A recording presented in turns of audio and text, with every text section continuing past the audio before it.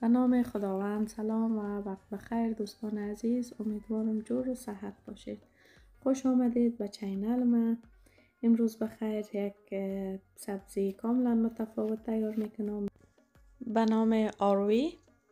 و این سبزی خوشمزه و مفید دارای داشتن فایبر، نشایسته، ویتامین C، پتاسیم و مگنیزیم می باشد. در قدم اول سبزی را قبل از اینکه بشویم شه تمامش پوست میکنیم. البته این سبزی خاصیت چسبندگی را داره. اول تمامش پوست میکنیم، به اندازه که کوی خورد ریزیش میکنیم. من در تصویر به شما عزیزان هم نشان میدم. و این گیاه خوشمزه یا سبزی خوشمزه دارای فایبر و بعضی ویتامین های دیگر که من یاد کردم می باشد و فشار خون و کلسترول بدن را هم تنظیم میکنه. خوردن سبزی بسیار مفید است. حتما شما هم پخته کنین، آماده کنین. تمامش ریزه شد به این اندازه و نیم قاشق چایخوری بالاش نمک اضافه میکنیم.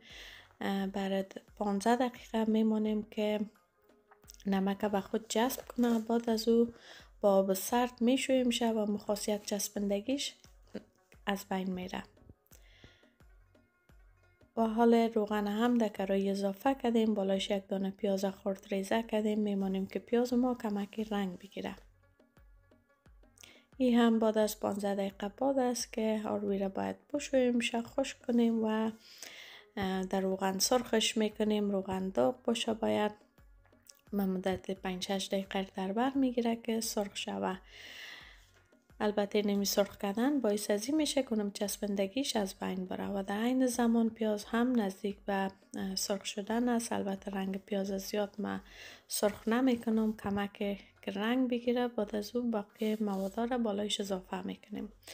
موادی که درش اضافه میکنیم در پیاز سیر تازه است، مرچ تازه قدر ضرورت به اندازه که شما خوش داشتین. نمک بسیار کم اضافه کردیم چون قبلا هم استفاده کرده بودیم.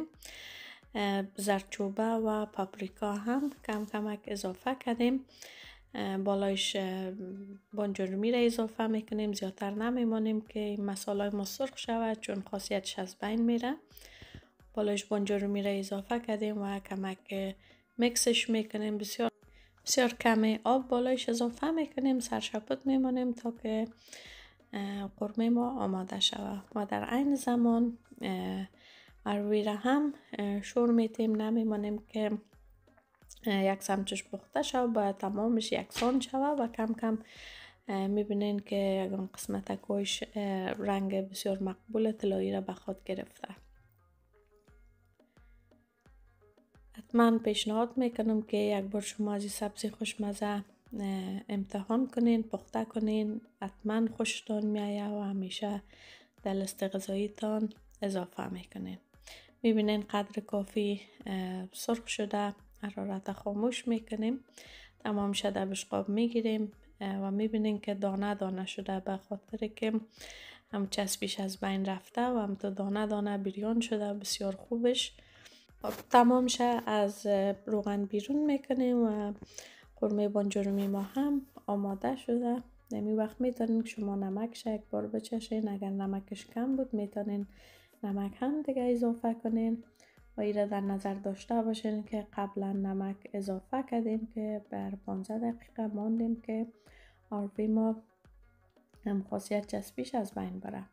تمام شه گرد میکنیم. میبینین بسیار خوبش رنگ رخش از همیال بسیار مقبول و خوب شده.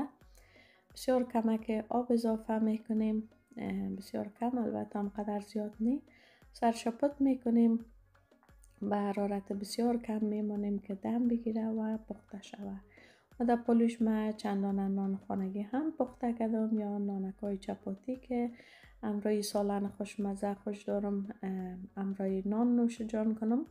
اگر شما خواستین میتونین امرای چلاو هم نوش جان کنین. یک مزه خاص داره. من همیشه امرایش به می قسم نانکای چپاتی پخته میکنم.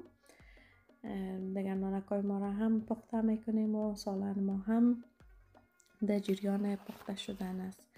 دیگه فایده سبزی یا گیاه مفیده امروی شما شریک کردم. واقعا که خوشمزه هم است. دیگه انشالله که شما هم استفاده کنین به می طریقی که ما آماده کردیم. شما هم بخیر استفاده کنین و لذت ببرین. دیگه سبزی ما آماده است. میبینین کاملا بسیار خوبش سروغن آمده. نان گرم هم تیار است. دیگه کمک بالاش گشنیز تازه اضافه میکنم و آماده نوش جان کردن است.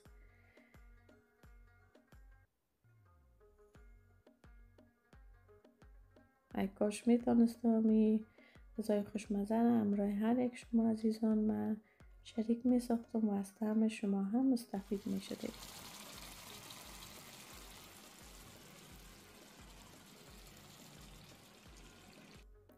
خب دوستان، تشکر از حمایت و همراهیتان که تا ایدم همراه ما بودین. ویدیو رو دیدین با حوصله‌مندی.